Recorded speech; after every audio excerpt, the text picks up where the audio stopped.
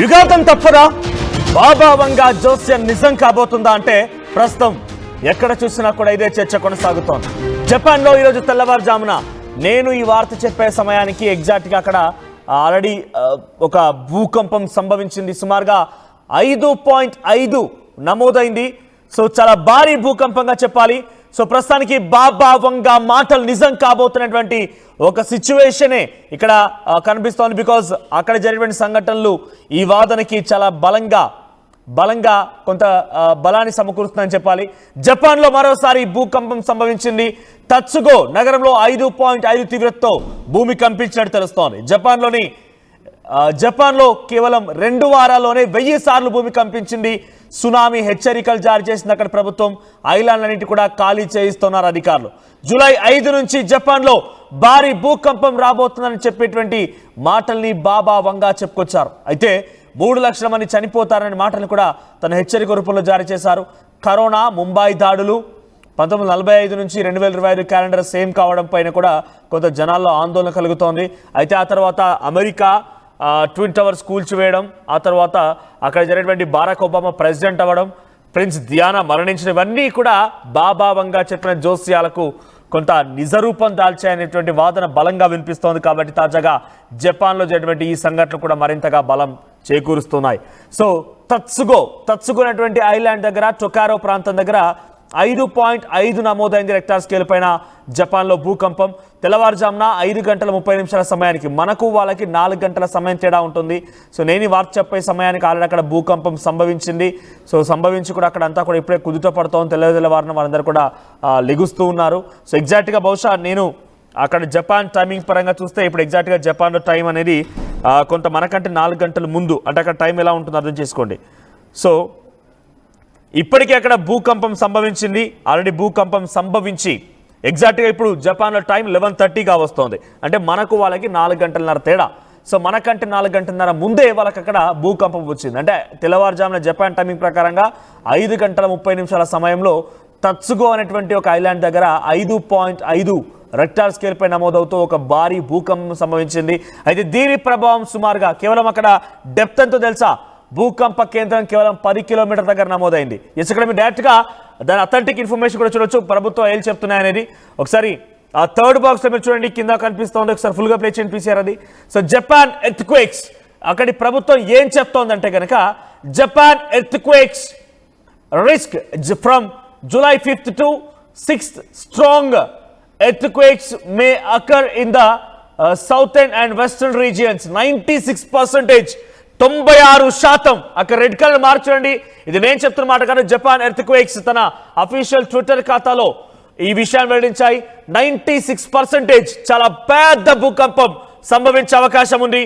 అక్కడి జపాన్ మొత్తం కూడా అతలాకుతలమయ్యే అవకాశం ఉందని చెప్పి హెచ్చరికలు జారీ చేస్తున్నారు. కేవలం ఒక 24 గంటల సమయం మాత్రమే ఉంది. అక్కడి ప్రభుత్వాలు కూడా ఇప్పటికే అలర్ట్ జారీ చేశాయి. అలర్ట్ జారీ చేసి అందరినీ కూడా రంగంలోకి దించుతున్నాయి. సహాయక సిబ్బందిని, రెస్క్యూ ఆపరేటర్ సిబ్బందిని అందరినీ కూడా రంగంలోకి దించుతూ ఉన్నాయి.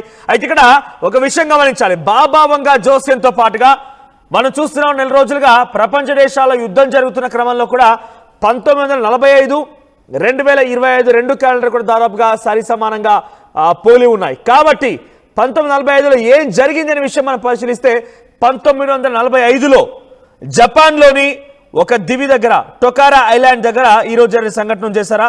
సో గతంలో జపాన్లో 1945లో ఒక భారీ భూకంపం సంభవించింది. సుమారుగా 8.6 తీవ్రతతో ఆ రోజు భూకంపం సంభవించింది జపాన్లో. మక్రాన్, బలూచిస్తాన్లో సంభవించింది ఒక భూకంపం. ఆ తర్వాత జపాన్లో భారీ భూకంపం సంభవించింది. సో జపాన్లో సంభవించినటువంటి భూకంపం 1945 అతిపెద్ద భూకంపం. 8.6 రెక్టార్ స్కేల్ పై నమోదైంది. భూకంప కేంద్రం 11 కిలోమీటర్ల లోతులో భూకంప కేంద్రం నమోదైంది.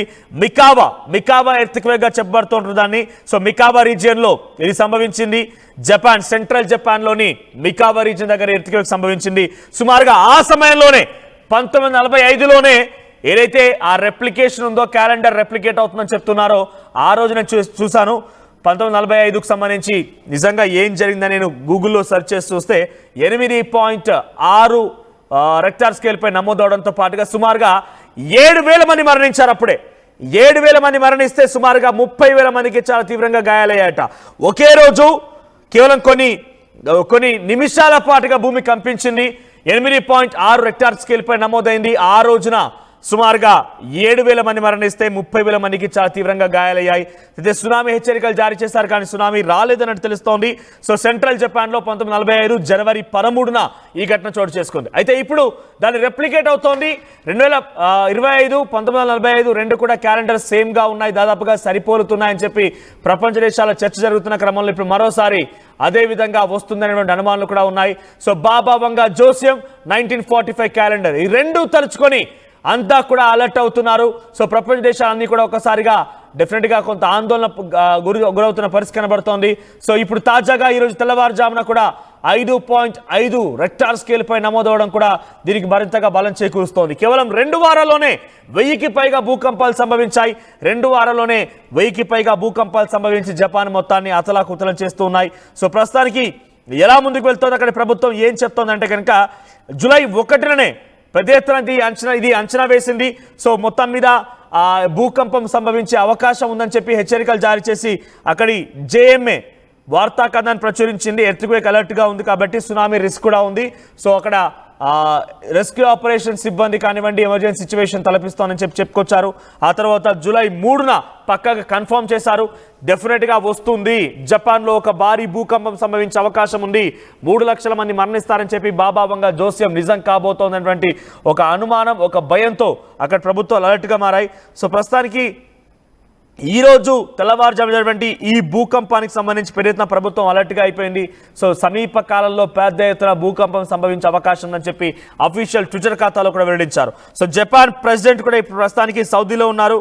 జపాన్ ప్రెసిడెంట్ ఆయన ఒక పర్యటనలో భాగంగా సౌదీ అరేబియా చేరుకున్నారు. సౌదీ అరేబియా నుంచి ఆయన ఎప్పటికప్పుడు పర్యవేక్షిస్తున్నారు. కానీ ఈరోజు తెల్లవారుజామున ఆయన జపాన్కి కూడా చేరుకున్నట్టు తెలుస్తోంది. సో షిగేరు ఇషిబా, సో అక్కడ current prime minister of Japan షిగేరు Ishiba తెల్లవారుజామున ఆయన జపాన్ చేరుకున్నట్టు తెలుస్తోంది. ఒకసారిగా అక్కడ ప్రజల్లో ధైర్యం నింపడం కోసం, ప్రజల్లో కొంత మనోస్థైర్యం నింపడం కోసం ఆయన ప్రయత్నాలు చేస్తున్నారు. సో ఏదేం చూసినా అనేక రకాలుగా గమనించండి. ఒకటి బాబా వంగా జోస్యం కొంత ప్రజల్ని ఆందోళన గురి చేస్తోంది, దాని రకంగానే సంకేతాలు కనబడుతున్నాయి. ఆ తర్వాత 1945 క్యాలెండర్ని మన రెప్లికేట్ అవుతోంది అనేటువంటి ఆ ఉదాహరణ తీసుకున్నా కూడా 1945లో కూడా జపాన్లో అతిపెద్ద భూకంపం సంభవించింది, 8.6 తీవ్రతతో నమోదైంది. అయితే చాలామంది దీనిపైన ఎక్స్పర్ట్స్ మాట్లాడుతున్న క్రమంలో జపాన్లో తరచుగా వస్తూ ఉంటుంది, పెద్దగా భయపడాల్సిన పని లేదు. బికాజ్ మనం ప్రతిరోజు ఎర్త్క్వేక్ అప్డేట్స్ తీసుకుంటే జపాన్లో ఏదో ఒక చోట ఏదో ఒక ఐలాండ్లో ఒక చిన్న భూకంపం సంభవిస్తూనే ఉంటుంది, 2.0, 2.5, 3 తీవ్రతతో. కానీ ఈసారి రాబోయేది మాత్రం ఇలా ఉండదు. ఈసారి రాబోయేది మాత్రం ఒక భారీ విధ్వంసానికి దారితీస్తుంది. సునామీ వచ్చే అవకాశం ఉంది. 3 లక్షల మంది చనిపోతారని బాబా వంగా చెప్తున్నటువంటి ఆ యొక్క జోస్యానికి మరింతగా బలం చేకూర్చే విధంగా 96% ద డేంజరస్ ఎర్త్క్వేక్ ఎవర్ అనేటువంటి మాటలు లేకంగా అక్కడ ప్రభుత్వమే చెప్తోంది. అటువంటి విధంగా అంచనా వేస్తున్నారు. చాలామంది మనం మాట్లాడినప్పుడు కూడా ఎన్జీఆర్ని ఆశ్రయించవచ్చు. ఎర్త్క్వేక్ సంబంధించి అక్కడ అధికారులు ఉంటారు, రీసెర్చ్ అధికారులు ఉంటారు. వాళ్ళు చెప్తారంటే ఆ రీసెర్చ్ అధికారులు చెప్పే డాటాని మీకు చూపిస్తాను నేను. ఆ రీసెర్చ్ ఒకసారి ప్లే చేయండి పీసీఆర్ మళ్ళీ. ఆ రీసెర్చ్ అధికారులు చెప్పేటువంటి డాటాని మీకు ప్లే చేసి చూపిస్తున్నాను. Japan earthquakes 96%. చూడండి ఇక్కడ జపాన్ ఎర్త్క్వేక్స్, ఇది అఫీషియల్గా అధికారులు రిలీజ్ చేసినటువంటి డాటానే. 96% అని చెప్పి రెడ్ కలర్తో చాలా పెద్ద ఎత్తున భయాందోళనకు గురయ్యే విధంగా వారు చెప్తున్నారు. 24 గంటల పాటుగా అప్రమత్తంగా ఉండాలి, ఒక భారీ భూకంపం సంభవించే అవకాశం ఉంది, సునామీ హెచ్చరికలు కూడా జారీ చేస్తూ ఈ రకంగా వారంతా కూడా చెప్పడం జరిగింది. చూడండి అక్కడ కనిపిస్తోంది 96%. సో చాలా మంది ఎన్జీఆర్ని ఆశ్రయిస్తే ఎన్జీఆర్ఏ చెప్తోంది, అక్కడ రీసెర్చ్ అధికారులు చెప్తారు, ఎర్త్క్వేక్ ఎక్స్పర్ట్స్ చెప్తారంటే ఆ ఎక్స్పర్ట్స్ రీసెర్చ్ అధికారులు అన్నీ చెప్పిందే ఈ డాటా. సో చాలా పక్క అథెంటిక్ ఇన్ఫర్మేషన్ మాత్రం మీకు ఆర్టీవీ షేర్ చేసే ప్రయత్నం చేస్తోంది. ఆర్టీవీ పక్క ఆధారాలు 1-2 సార్లు ధృవీకరించుకున్న తర్వాత ఈ వార్త మీకు చెప్తోంది. సో జపాన్లో బాబా వంగా జోస్యం నిజం కాబోతుందట. సో డెఫినెట్గా బాబా వంగా చెప్పిన దాంట్లో గతంలో కొన్ని సాధ్యాసాధ్యాలు ఉన్నాయి, సాధ్యపడనివి అలానే అసాధ్యమైనవి కూడా ఉన్నాయి. సో కానీ ఇప్పుడు జరిగేటువంటి జపాన్ పరిస్థితి మాత్రం కొంత బలాన్ని సమకూరుస్తోంది.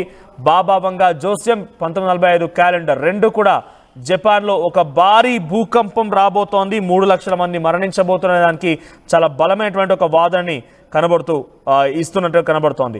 సో డెఫినెట్గా ఇదొక భారీ విధ్వంసం అని చెప్పాలి. జపాన్లో ఈరోజు తెల్లవారుజామున కూడా సుమారుగా 5.5 రిక్టార్ స్కేల్పై నమోదైన నేపథ్యంలో ప్రస్తుతానికి మరింతగా ఇది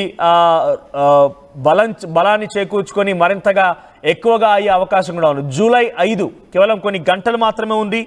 ఈ కొన్ని గంటల్లోనే ఒక భారీ విధ్వంసం జరగబోతున్నటువంటి హెచ్చరికల్ని కూడా రైట్ ఇక్కడ నేమ్ అంట ఆయన కామెంట్ చేశారు. అక్కడ ఎప్పుడు భూకంపాలు ఉంటాయి వాళ్ళు పట్టించుకోరు. ఎగ్జాక్ట్గా మీరు చెప్తుంది నేనంటున్నాను, అక్కడ ఎప్పుడు భూకంపాలు ఉంటూనే ఉంటాయి. మనం రెగ్యులర్గా అక్కడ ఎర్త్క్వేక్స్ని గమనిస్తూ ఉంటే సో మీకున్న అనుమానాలు ఏంటో అక్కడ కామెంట్ చేయండి. డెఫినెట్గా దాని తాలూకా కొన్ని విషయాలు మీకు వెల్లడించే ప్రయత్నం నేను చేస్తాను. సో అక్కడ ఎప్పుడు భూకంపాలు ఉంటాయనేటువంటి వాదన నేను కూడా యాక్సెప్ట్ చేస్తున్నాను. తరచుగా భూకంపాలు ఉంటాయి. ఐలాండ్స్లో 2.0, 2.5, 3.0 అటువంటి విధంగా భూకంపాలు వస్తూనే ఉన్నాయి. కానీ ఈసారి వచ్చేది మాత్రం చాలా డేంజరస్ అని చెప్పి అక్కడి ప్రభుత్వాలు చెప్తున్నాయి. 96% భారీ అంటే అతిపెద్ద ఒక భూకంపం సంభవించే అవకాశం ఉంది అని చెప్పి అక్కడి ప్రభుత్వాలు హెచ్చరికలు జారీ చేస్తున్నాయి. సో దానికి పెద్ద ఎత్తున బలాన్ని చేకూర్చే విధంగా ఈరోజు 5.5 తీవ్రతతో తొకారా ఐలాండ్ దగ్గర తత్సుగో దగ్గర ఈ యొక్క భారీ భూకంపం సంభవించింది. 10 కిలోమీటర్ల దగ్గర ఈ భూకంప కేంద్రం నమోదైంది. సో మీరు కామెంట్ చేయండి, మీకు అనుమానం ఏంటి? నిజంగానే బాబా వంగ జోస్యం నిజమవుతుంది అనుకుంటున్నారా?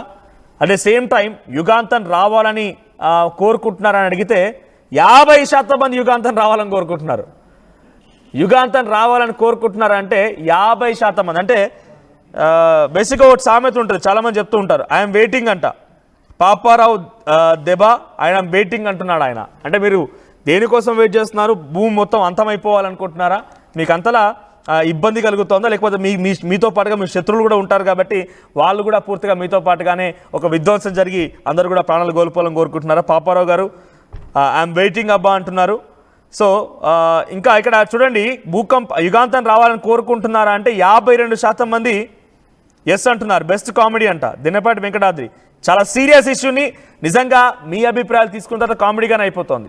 చాలా సీరియస్ ఇష్యూ. నేను చెప్తోంది చాలా పక్కా అథెంటిక్ ఇన్ఫర్మేషన్తో 2-3 సార్లు ధృవీకరించుకున్న తర్వాతనే ఈ వార్త మీకు చెప్తున్నాను. సో వెంకటాద్రి గారు, పాపారావు గారు ఎస్ అంటున్నారు. రవికిరణ్ గారు యుగాంతం రాకూడదు అంటున్నారు. మీరు రెగ్యులర్గా ఆర్టీని ఫాలో అవుతున్నారు, నేను చూస్తున్నాను. సో రెగ్యులర్గా మీరు కామెంట్ చేస్తున్నారు. రవికిరణ్ గారు యుగాంతం రాకూడదని మీరు కామెంట్ చేస్తున్నారు. ఎస్, అందరూ కూడా అదే కోరుకుందాం, యుగాంతం రాకూడదని కోరుకుందాం. ఎక్కడైనా కూడా అది శత్రుదేశమైనా ఇంకేదైనా డెఫినెట్గా ఒక ప్రకృతి విపత్తు వస్తే కనుక డెఫినెట్గా ఆ ప్రభావం అన్ని దేశాలపై పడుతుంది. కాబట్టి అటువంటిది రాకూడదని కోరుకుందాం. కానీ సిచ్యువేషన్ మాత్రం మన చేతిలో లేదు. నిజంగా అటువంటిది ఒకటి వచ్చే అవకాశం ఉన్నట్టుగా చాలామంది అంచనా వేస్తున్నారు. సో ఇక్కడ యుగాంతం రావాలని కోరుకుంటాం వాళ్ళ సంఖ్య 53%గా ఉంది. సో 53%గా ఉంది యుగాంతం రావాలని కోరుకున్న వారి సంఖ్య. దయచేసి అటువంటి కోరికలు పెట్టుకోకండి.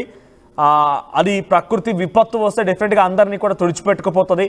సో జపాన్లో తెల్లవారుజామున కూడా 5.5 తీవ్రతతో నమోదైంది. కాబట్టి రేపటి రోజున 24 గంటల పాటుగా అప్రమత్తంగా ఉండాలి అక్కడ ప్రభుత్వాలు చెప్తున్నాయి. మీ కామెంట్స్ కంటిన్యూ చేయండి. మీ కామెంట్స్లో మీ అభిప్రాయాలని లేకుంటే మీకున్న అనుమానాలని మీరు వ్యక్తపరిచే ప్రయత్నం చేయండి. నేను వాటిని చదువుతాను. మీకున్న అనుమానాలని కొంత నాకున్నటువంటి పరిధుల మేరకు కొంత వివరంగా చెప్పే ప్రయత్నం చేస్తాను. ఒకసారి నిన్న జరిగిన 2-3 రోజులుగా జరుగుతున్నటువంటి ఆ ప్రకృతి విధ్వంసాల గురించి ఒకసారి ఆ వీడియో చూడండి.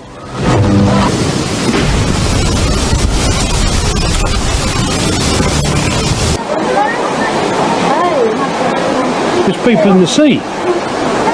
I don't know what happened. It's a good 15-20 feet tall. Easy.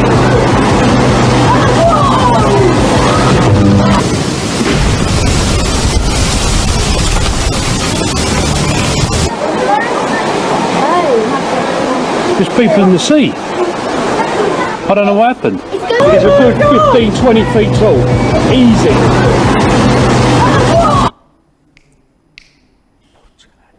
Portugal.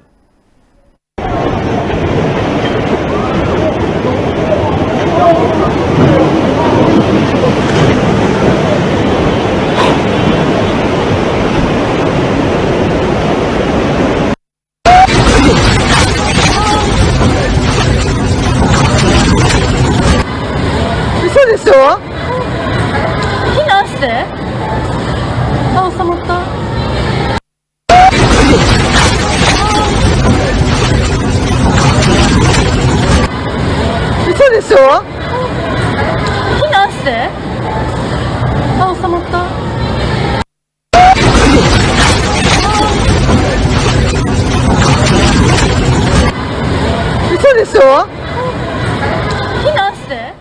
Right, నేను మీ కామెంట్స్ చూస్తున్నారా? కామెంట్స్ కూడా కొంత క్లారిటీ ఇస్తాను. బట్ బిఫోర్ దాట్ మీరు ఇదంతా తప్పు అని కొట్టిపారేసే ముందు ఒకసారి చూడండి.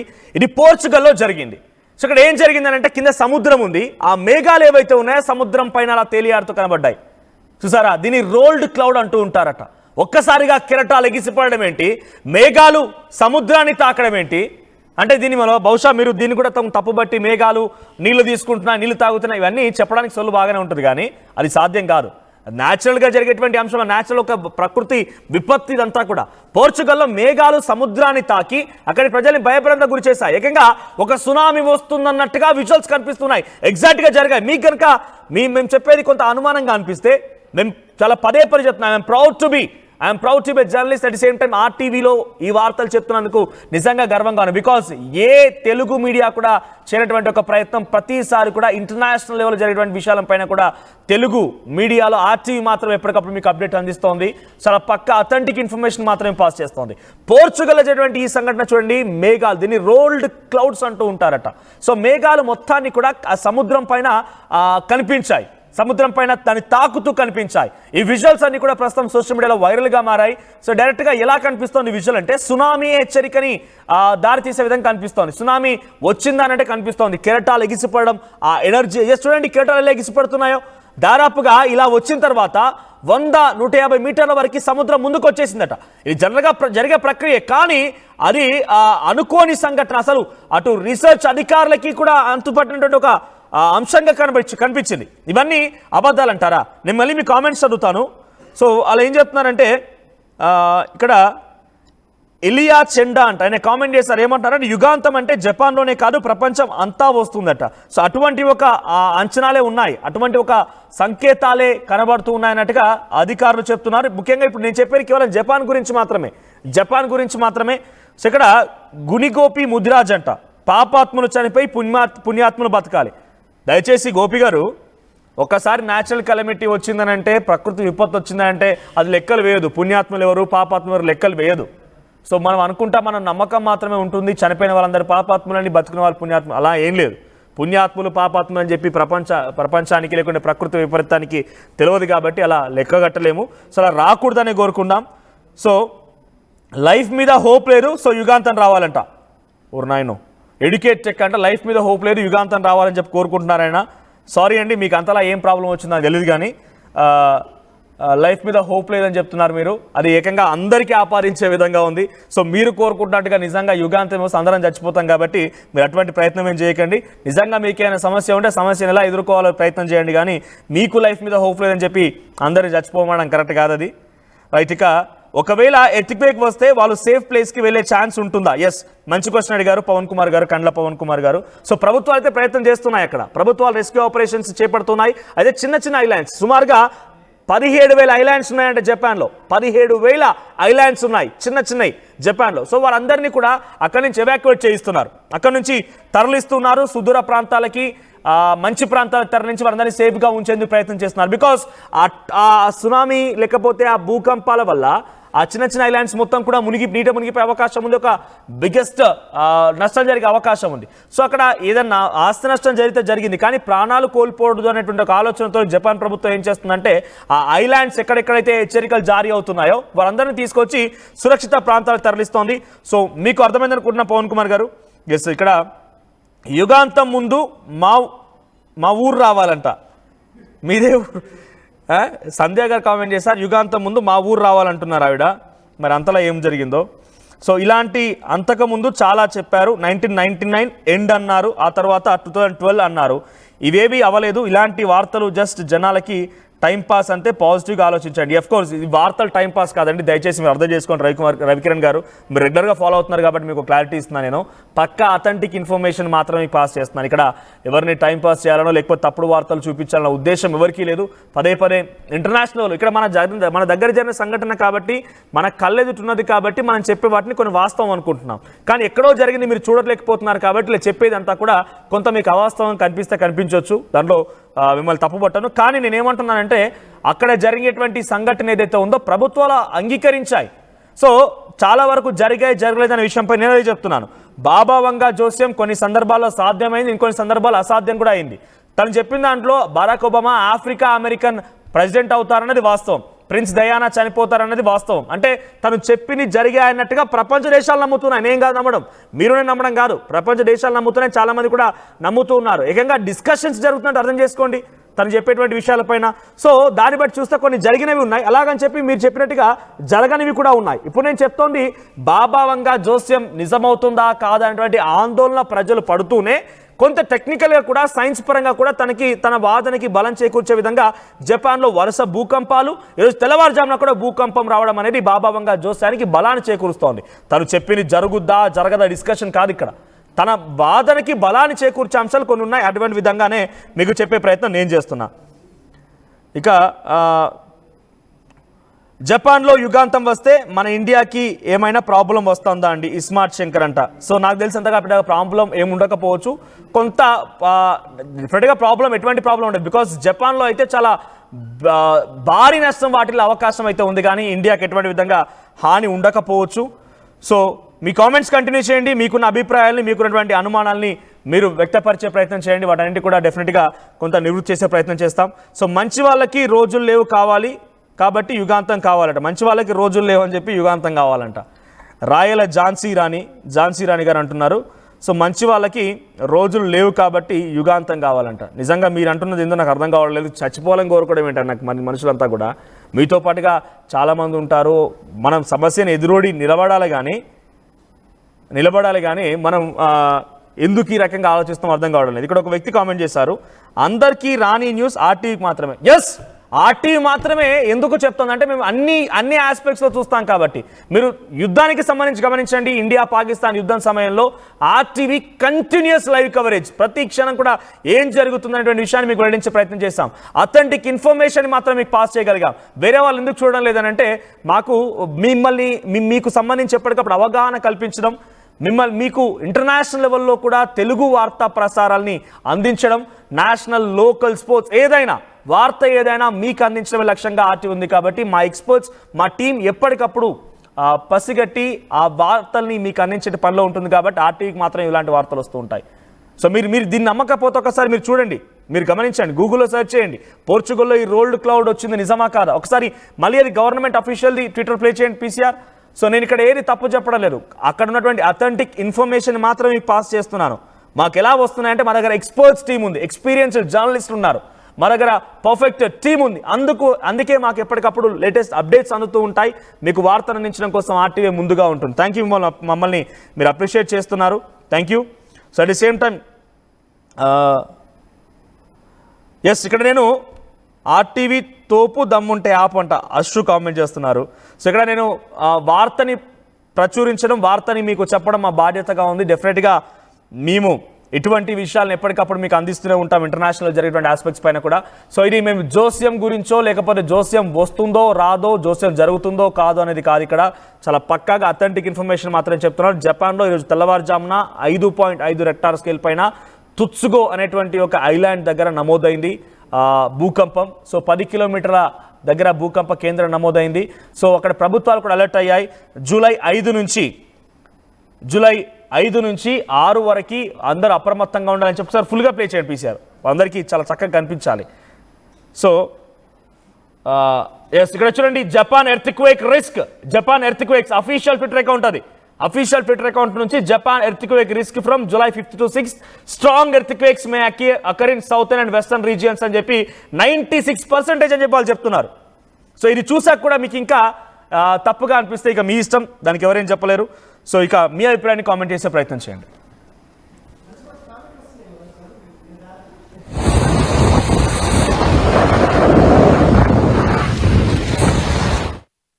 షుగర్ పేషెంట్స్ చపాతీ రోటీ కాకుండా సంతృప్తిగా రైస్ కూడా తినవచ్చు. Doctor rice, sugar free rice, doctor rice diabetic rice, sugar పెన్సని బియ్యం, డాక్టర్ రైస్. తెలుగులో ఫాస్టెస్ట్ న్యూస్ యాప్ ఇప్పుడు కొత్త అవతారంలో 5 సెకండ్లోనే పూర్తి వార్తా సమాచారం మీ చేతుల్లోకి. సోషల్ మీడియా ట్రెండ్స్ మీ కళ్ళ ముందుకే, live TV and voice search ఆప్షన్స్తో ఇప్పుడే డౌన్లోడ్ చేయండి. యాప్ లింక్ డిస్క్రిప్షన్లో ఉంది.